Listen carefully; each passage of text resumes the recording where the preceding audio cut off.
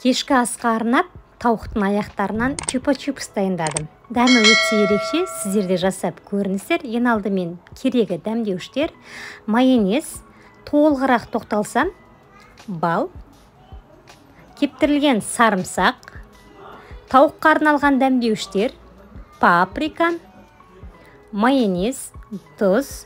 Жақсылап тұрып араластырып аламыз. Енді тауықтың етін алып, дәл видеодағыдай айналдыра отырып кесіп, етін алдыға қарай жылжытасыздар. Сонда чупа-чупс секілді формаға келетін болады. Мінекей.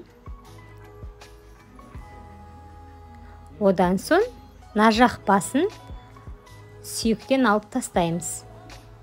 Алғаннан кейін фольгамен орап,